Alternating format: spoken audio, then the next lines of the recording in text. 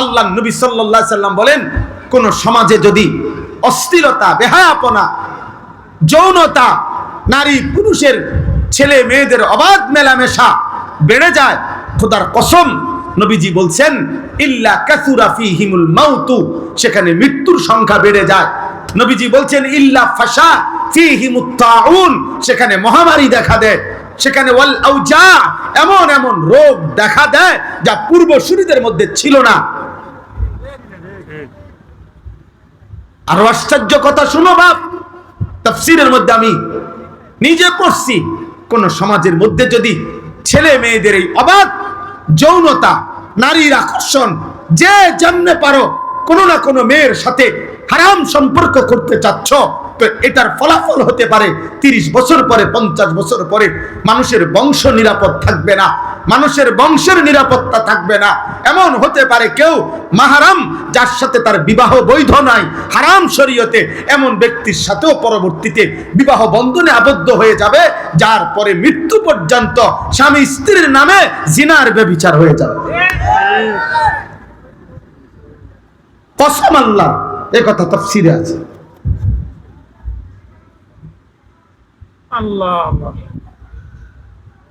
সমাজ তছনছ হয়ে যাবে, মহল্লা তছনছ হয়ে যাবে।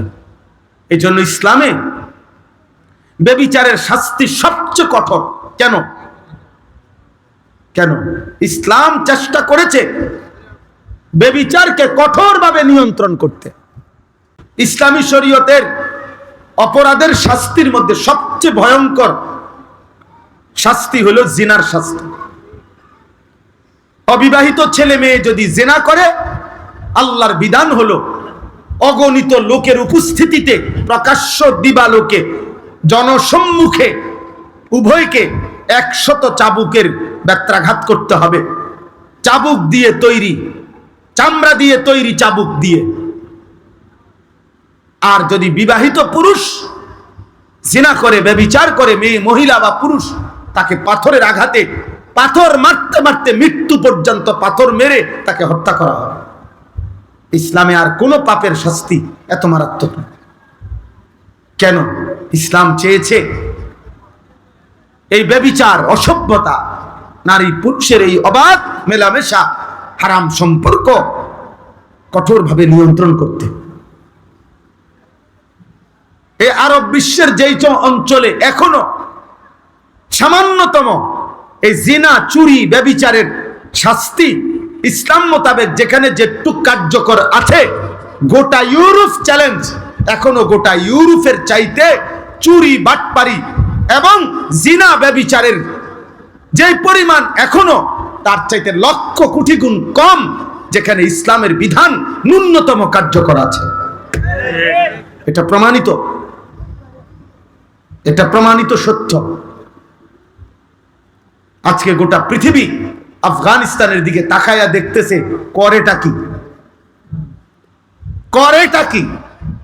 আল্লাহর বিধান কার্যকর করতে গিয়ে মুজাহিদিন এক সুতা, কোন বেঈমানের রক্ত চক্ষু, ইউরোপ আমেরিকার কোন ধমক 2 পয়সার মূল্য না,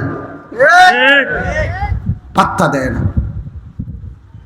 এজন্য দোস্ত, চরিত্র হেফাজত করো, আখলাক হেফাজত করো, আখলাক হেফাজত করো। নষ্ট হইও না বাপ। নারীর জন্য তোমার সৃষ্টি করা হয় নাই। এক পুরুষের জীবন মানে শুধু মহিলার লগে শুইয়া থাকা না, জীবন মানে শুধু বেডির জন্য না বেটা, মেয়ের জন্য না রে বাপ। ধোকা, ধোকা, ধোকা, বাস্তবে ধোকা। মোবাইলে তুমি যে রুম মনে করছো এরুম না, বাস্তবে দেখবা হয় তোমার এ যারে মনে করছো তোমারে ভালোবাসা উড়াই রাইতাছে, এরপরে দেখবা তোমার ফাসাদ 3টা করে লাত্তি দিব ডেলি। তোমার 3 বছরের ভালোবাসার প্রেমিকা তোমারে প্রতি রাতে, প্রতিদিনে, বিবাহের পরে জাহান্নামের আগুন তোমার কলিজার মধ্যে জ্বালায় দিবে। আমি বললাম, আমার নাম আনিসুর রহমান। শত শত যুবকের ব্যক্তিগত অভিজ্ঞতা আমি জানি। কলিজাটা ধাউ ধাউ করে জ্বলে, ধাউ ধাউ করে জ্বলে। 8 বছরের প্রেম, 8 দিনে হাফ প্যান না, কোনো মারু হাফ প্যানও না, একের ছোট হাফ প্যান। নাই নাই। হ্যাঁ, বিয়ের আগে কোনোটাই ভুল নাই। বিয়ের আগে হারাম প্রেমিকা কানলো, কি চমৎকার তোমার হাসি, ওমা বেডি কান দে, এতে তো হাসে। হ্যাঁ, বিয়ের আগে বনরুডি ও বার্গার, বুঝছেন? এরপরে দেখবেন বিরিয়ানিও এটা মূলের হাগর স্বাদ হয়েছে না, তোমার তো এই সংসার শেষ করে দিছে। অশান্তি, ধাউ ধাউ করে আগুন জ্বলবে। হারাম সম্পর্ক সুখ দেয় না। আল্লাহ আমাদের সন্তানদেরকে হেফাজত করেন। প্রিয় ভাই, অপেক্ষা করো, সবর করো, নষ্ট হয়েও না, চরিত্রহীন হয়েও না। আল্লাহ হেফাজত করে।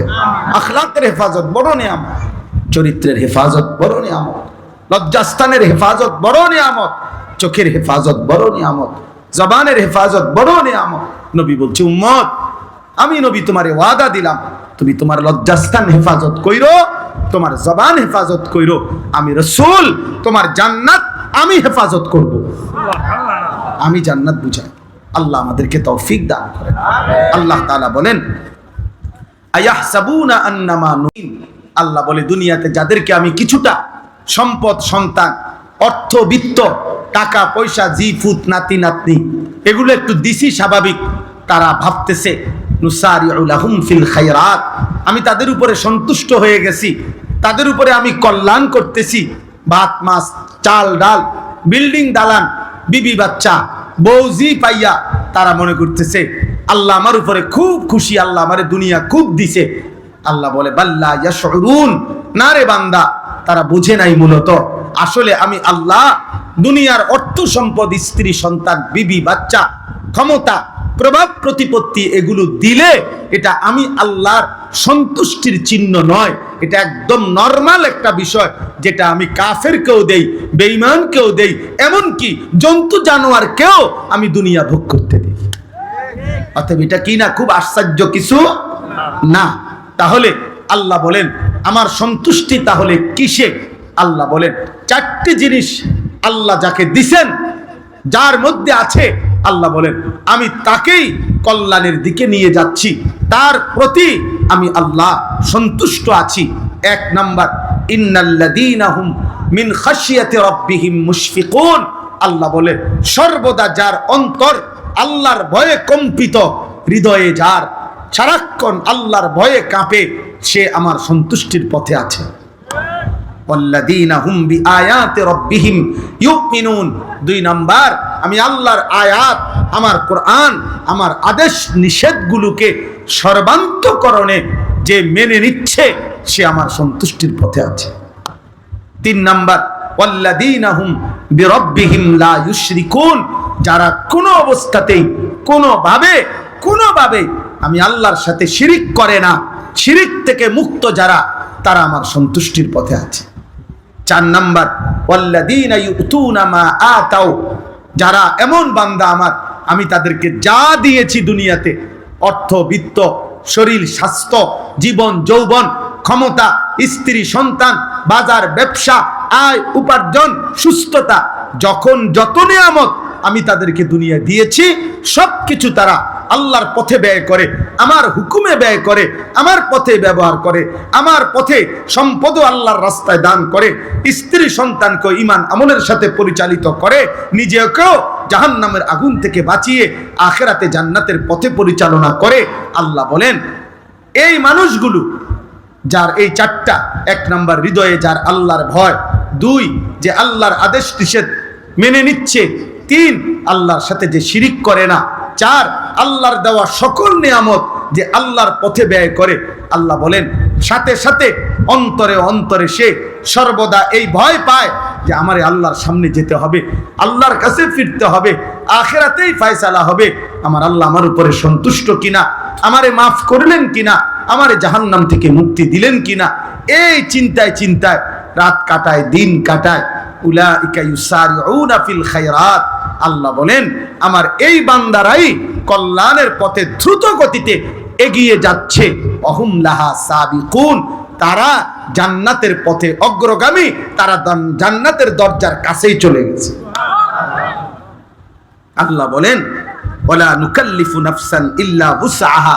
আল্লাহ বলে বান্দা, অতএব এই গুণাবলীগুলো ঈমান, আমল, তাকওয়া, আমার ভয়, আমার হুকুম মানা, আমার পথে জীবন ব্যয় করা, আমার পথে জীবনের সব অর্জন ব্যয় করা, এটা সম্ভব আমি আল্লাহ ছোট বড়, নারী পুরুষ, সুস্থ সবল দুর্বল, কাউকে তার সাধ্যের অতিরিক্ত কোনো আমল চাপিয়ে দেই নাই।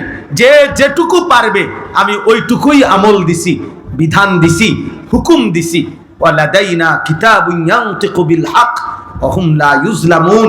আর আমি প্রত্যেকের জন্য আমলনামা রেডি করছি। এই আমলনামায় তার হাসি কান্না, ইবাদত, গুনাহ, তার রাত্র দিনের 24 ঘন্টার সবকিছু সংরক্ষণ করছে। কিয়ামতের দিন ওই আমলনামাই কথা বলবে, এক বিন্দু জুলুম হবে না, কোনো গুনাহ বাদ দেওয়া হবে না, কোনো নেকিও ছেড়ে দেওয়া হবে না, গুনাহ বেশিও লেখা হবে না, নেকি কমও লেখা হবে না। আল্লাহ বলেন তোমার আমল হিসাবেই আখিরাতে আমি আল্লাহ তোমার জিন্দেগীর ফয়সালা শোনাবো, তুমি জান্নাতি না জাহান্নাম। অতএব বন্ধু আমার, দোস্ত আমার, আল্লাহর পথে যে চলে, আখিরাতের পথে যে চলে, জাহান্নাম থেকে বাঁচার যে চেষ্টা করে, সে কল্যাণের পথে, সে আল্লাহর সন্তুষ্টির পথে। কপালে যার সেজদা, হৃদয়ে যার আল্লাহর ভয়, উপার্জন যার হালাল, সে মালিকের পছন্দের, সে জান্নাতের পথেই চলমান, সেই কামিয়াব। আল্লাহ আমাদেরকে তৌফিক দান করেন।